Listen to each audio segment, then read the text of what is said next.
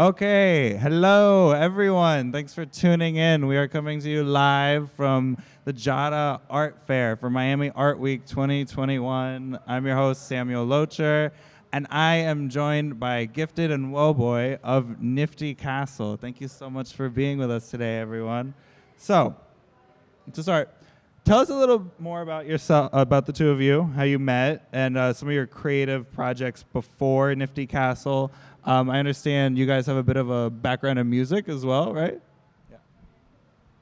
Yeah, thanks, Sam. Again, I'm Gifted. This is Woboy. We co-founded NiftyCastle.io. Stoked to be here talking with you, Sam. So appreciate you bringing us on. Thank you to JADA Gallery for having us here. We met studying entertainment industry at Carnegie Mellon and connected over music, our love for music and comedy.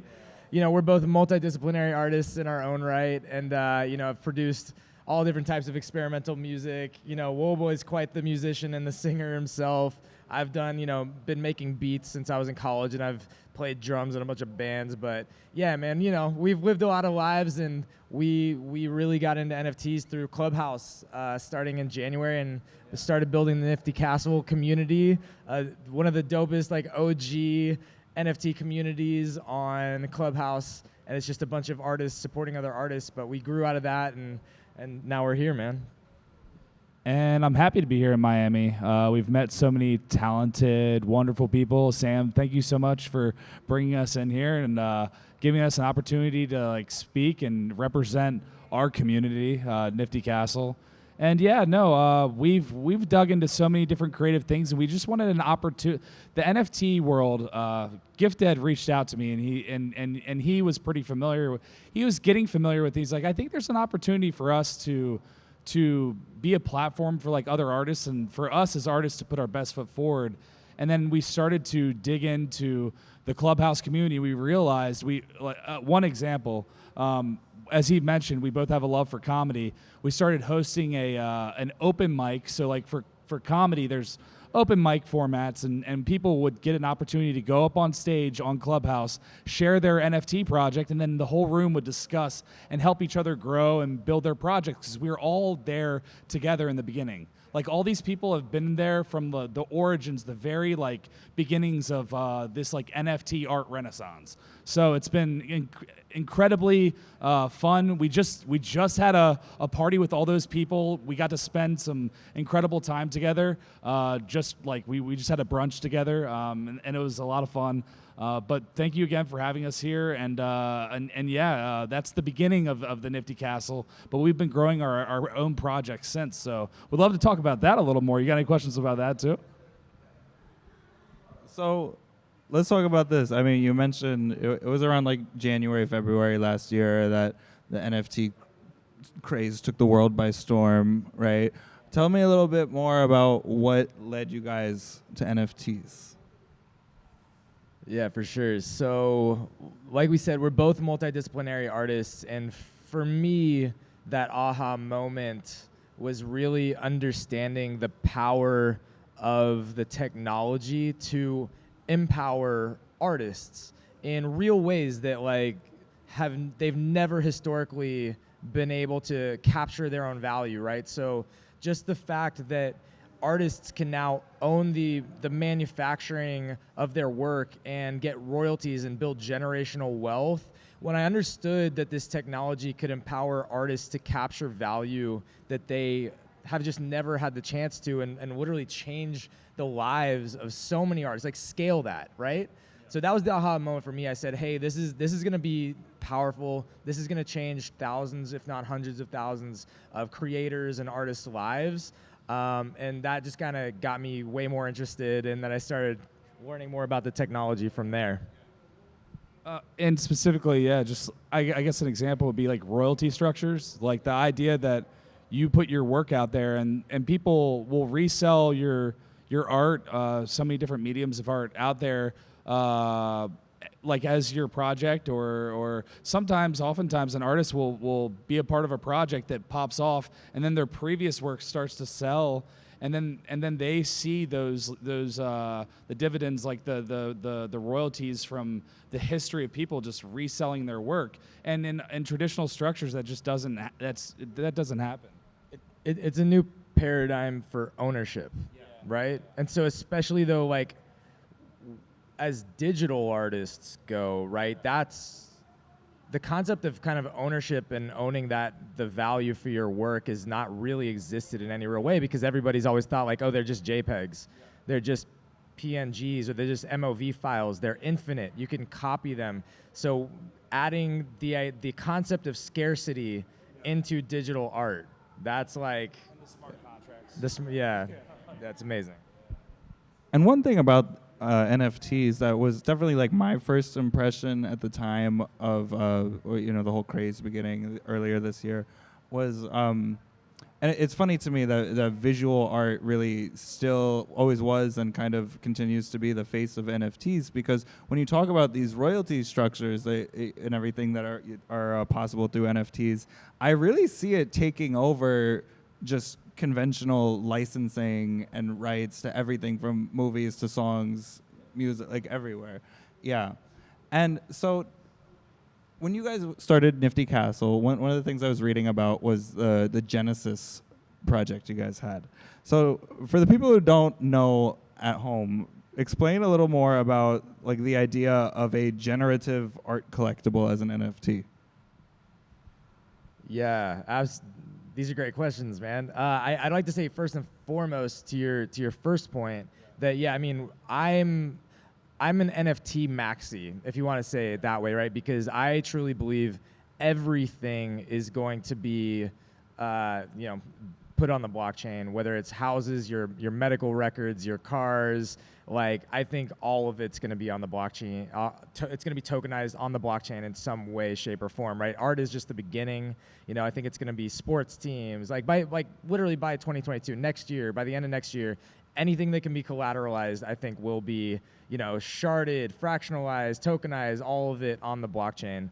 But then, to your second part of that question, getting into what is a generative art project and what does that mean, right?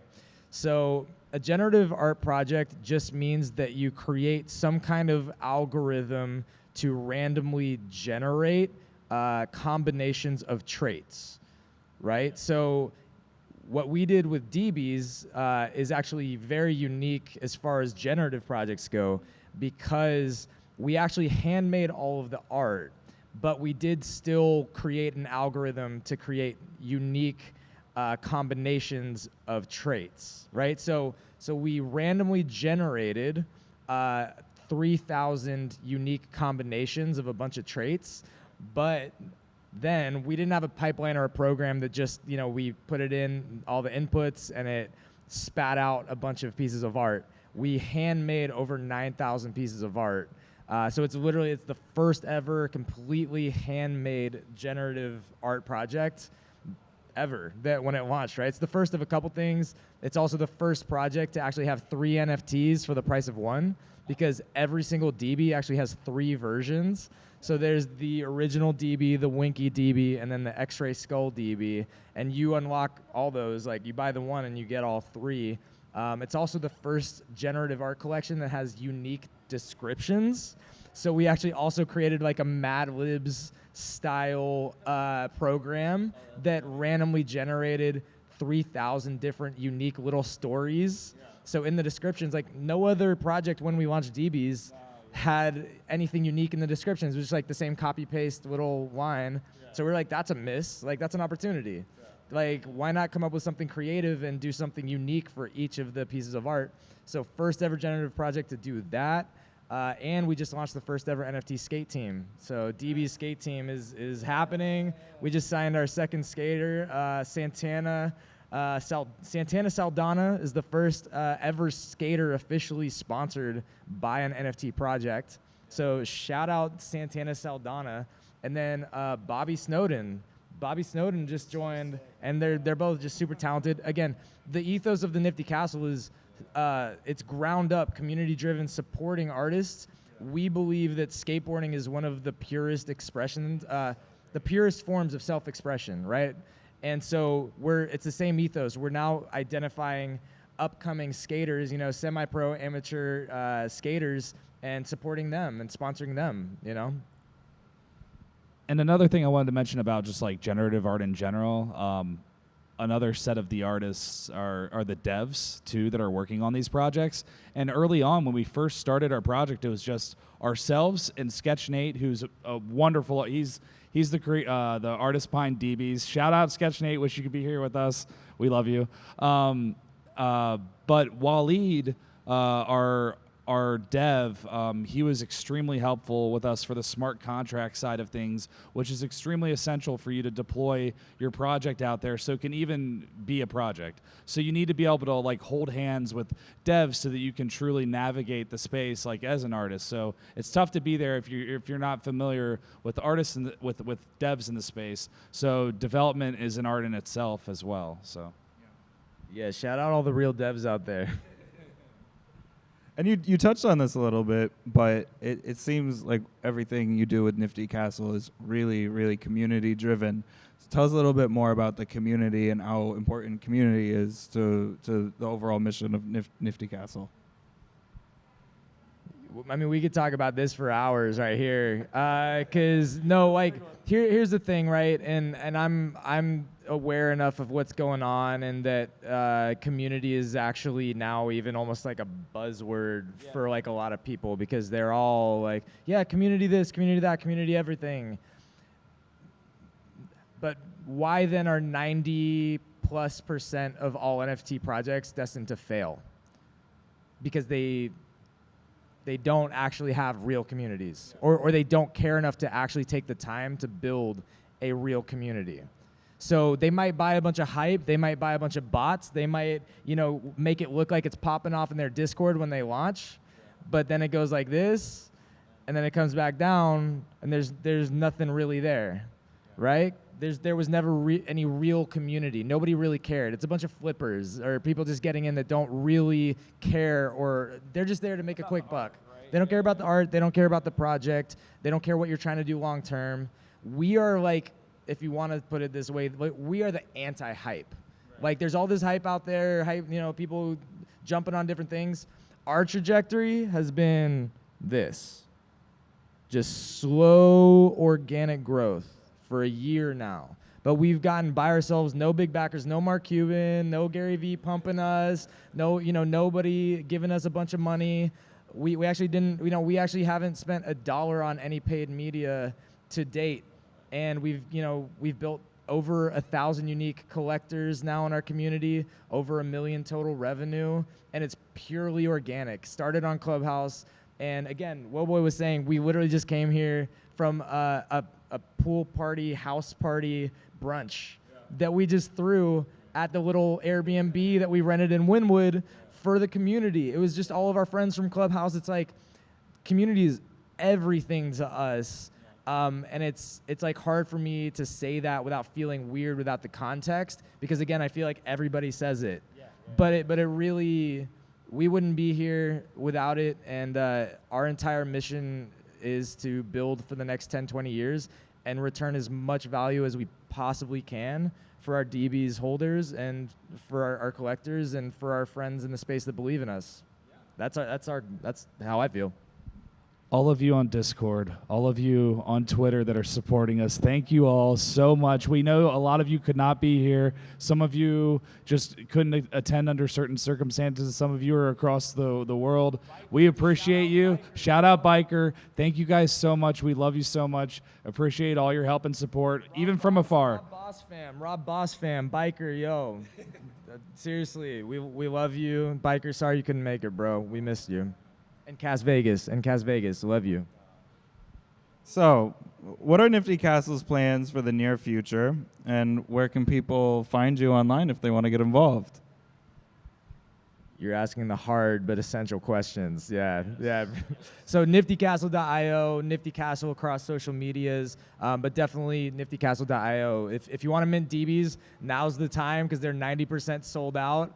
And we just announced the expansion to the world of DBs, to the world of SketchNate, which is called Witchy GFs, witchy girlfriends. So we just announced this, and we're aiming to launch that in late January, February of 2022. You can get on the witch list now. So if you actually go to niftycastle.io, you can get on the witch list, which is like the early access list. And what you'll see there is some questions about how many DBs do you have, because, again, like I was just saying about how can we just build for our community for the long term and try and drive as much value back. We're building a lot of utilities for DBs holders into the WitchyGF project, right? It's the expansion on that world. So WitchyGF is going to be an even bigger project than DBs, expanding on that world that Sketchnate started. It's going to be 6,666 unique avatar NFTs, and there's going to be a lot of unique things that they can do. We're figuring out the utilities. We've been in dev on it for a while, but we're definitely going to build in a lot of utilities for DBs holders. So yeah, niftycastle.io. Check us out. Nifty Castle on Twitter. All right, everyone. Well, thanks so much for tuning in. This has been the most recent installment in the JADA Talks for JADA Art Fair, Miami Art Week 2021. Thanks. Yes. Bye, everyone.